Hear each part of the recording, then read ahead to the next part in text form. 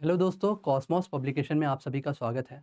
Cosmos publication की ओर से top 10 current affair series का एक भाग स्टार्ट किया गया है। इसमें हम आपको डेली टॉप 10 करंट अफेयर पढ़ाएंगे जो आपके एग्ज़ाम की दृष्टि से बहुत ज़्यादा इम्पॉर्टेंट है। ऐसे टॉप 10 करंट अफेयर इसमें कवर किए जाएंगे जो आपके एग्ज़ाम में बहुत ज़्यादा आने के चांसेस हो। तो आज का हम सेशन स्टार्ट करते हैं, लेकिन इससे पहले अगर हम आप हमारे चैनल पर फर्स्ट टाइम विज़िट कर रहे हैं तो हमारे चैनल को सब्सक्राइब करिए।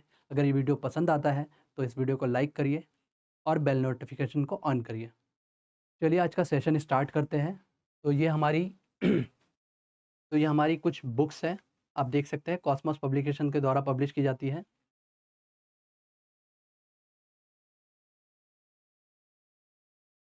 ये हमारा पहला टॉपिक है climate change performance index 2025। Exam में अगर आपसे इस टॉपिक से रिलेटेड कोई क्वेश्चन पूछा जाएगा तो सबसे पहले पूछा जाएगा कि इसे किसके द्वारा रिलीज़ किया गया है, इंडिया की रैंकिंग इस इंडेक्स में कितनी है, और इसके अलावा ये भी पूछा जाएगा कि टॉप 5 कंट्री जो है उनमें कौन-कौन कंट्री शामिल है। कभी-कभी एग्ज़ाम में ये पूछ लिया जाता है। तो इसे किसके द्वारा रिलीज़ किया जाता है? तो यह है जर्मन वॉच इंस्टीट्यूट के द्वारा, और इसके साथ ही इसमें और 2 इंस्टीट्यूट भी जुड़ गए हैं, न्यू क्लाइमेट इंस्टीट्यूट और क्लाइमेट एक्शन नेटवर्क इंटरनेशनल। इसके जो फर्स्ट 3 प्लेस है, वहाँ पर किसी भी कंट्री को स्थान नहीं मिला है, और जो 4th प्लेस है, वहाँ पर डेनमार्क को स्थान मिला है।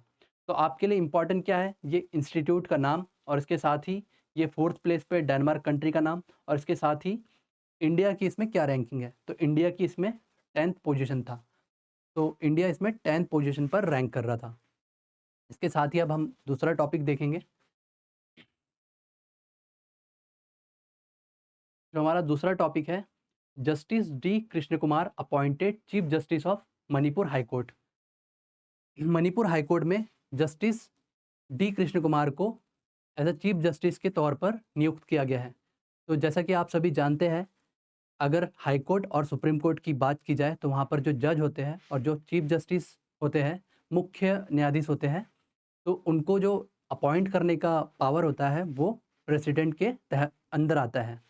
तो प्रेसिडेंट, हमारे इंडिया के प्रेसिडेंट के द्वारा मद्रास हाई कोर्ट के जो जज थे, उन्हें मणिपुर का चीफ जस्टिस बना दिया गया है।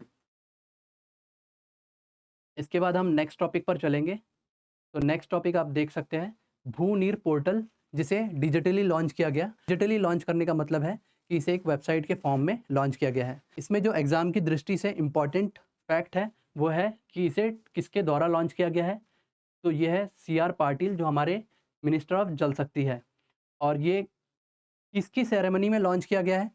तो ये था इंडिया वाटर वीक 2024 की जो सेरेमनी थी, उसके प्रोग्राम में इसे लॉन्च किया गया है। तो इसका सबसे मुख्य उद्देश्य क्या है? तो इसका मुख्य उद्देश्य है regulation of ground water extractions. जो भी ग्राउंड वाटर से रिलेटेड जो भी प्रॉब्लम होती है, जैसे आपने देखा होगा कि बहुत सारे गाँव में या शहरों में पानी की परेशानियाँ हो रही हैं, तो उसका कारण है ग्राउंड वाटर एक्सट्रैक्शन। बहुत ज़्यादा एक्सेसिव एक्सट्रैक्शन की वजह से ग्राउंड वाटर पानी की परेशानी आ रही है। तो इसी को रेगुलेट करने के लिए भूनीर पोर्टल को लॉन्च किया गया है। तो ये पोर्टल किसके द्वारा डेवलप किया गया है? तो ये portal central ground water authority और नेशनल इन्फॉर्मेटिक्स सेंटर के द्वारा डेवलप किया गया है। अब हम नेक्स्ट करंट अफेयर की तरफ चलेंगे। तो हमारा नेक्स्ट करंट अफेयर है, आईसीसी मेंस टी20 ऑलराउंडर रैंकिंग में जो हमारे हार्दिक पांड्या है, उन्होंने फर्स्ट रैंक हासिल किया है। तो जो टी20 रैंकिंग जारी होती है, उसमें ऑलराउंडर कैटेगरी में हार्दिक पांड्या को फर्स्ट रैंक दी गई है। हमारा जो नेक्स्ट करंट अफेयर है वह है 11th ASEAN defence minister meeting plus. अगर एग्ज़ाम की दृष्टि से देखें तो एग्ज़ाम में यही पूछा जाएगा कि 11th ASEAN defence minister meeting plus कहाँ पर आयोजित की गई थी? तो ये वियतनाम, लाओस देश, लाओस देश के वियतनाम में इसे आयोजित किया गया था। तो हमारे इंडिया की तरफ से कौन रिप्रेजेंटेटिव थे? तो डिफेंस मिनिस्टर राजनाथ सिंह।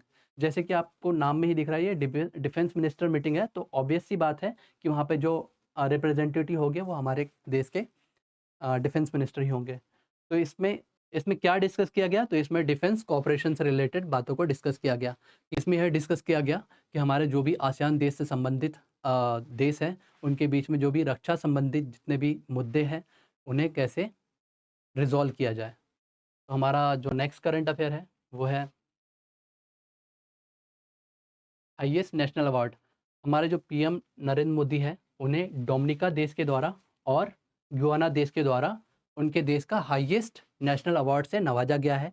तो जैसा कि आप पिक्चर में देख सकते हैं, तो डोमिनिका का जो हाईएस्ट नेशनल अवार्ड है उसका नाम है डोमिनिका अवार्ड ऑफ ऑनर। तो ये किस लिए दिया गया? तो मोदी जी के नेतृत्व में जो भी कैरिबियन देश के लिए कोविड-19 पैंडेमिक के टाइम पर सहयोग किया गया, उसके बुनियाद पे ये अवार्ड दिया गया।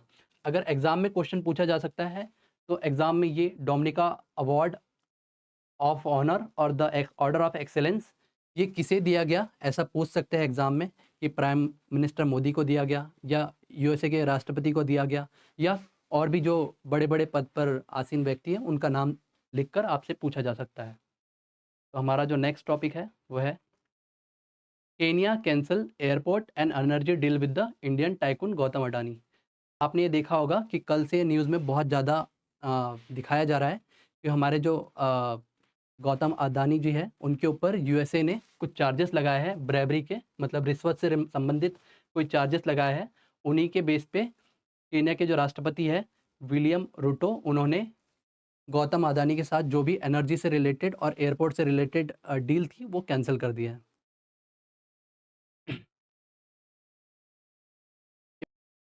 हमारा जो नेक्स्ट करंट अफेयर है, Iraq conduct first national census इन 40 ईयर्स।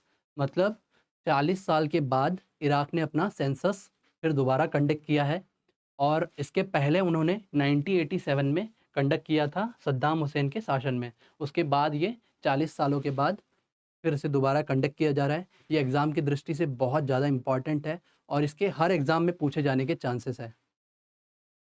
तो हमारा जो नेक्स्ट करंट अफेयर है वो है ओटीटी प्लेटफॉर्म वेव।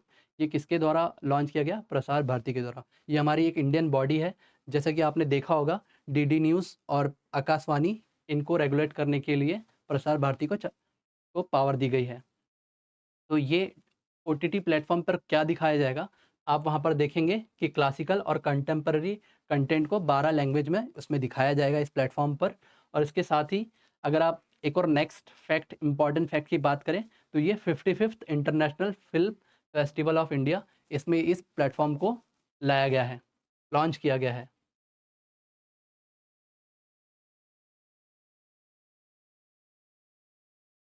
ये हमारा नेक्स्ट करंट अफेयर, कोल्हापुर सिलोफर पंचामृत कलश।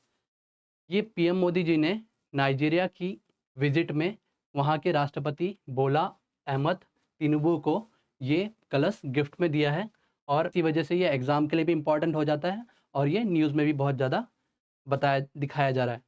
तो ये कोल्हापुर सिलोफर पंचामृत कलश जो है, ये वहाँ का कोल्हापुर का ट्रेडिशनल मेटल मेटल से बना हुआ एक अ, हस्तकला का उदाहरण है। जैसे कि आप इमेज में देख सकते हो, ये कलश का फ़ोटो है। तो इसी के साथ हमारा आज का सेशन ख़त्म होता है। इसी तरीके से हम डेली आपके लिए टॉप 10 करंट अफ़ेयर की सीरीज़ लेकर आएँगे। तो हमसे जुड़े रहिए, हमारे चैनल को सब्सक्राइब करिए। धन्यवाद।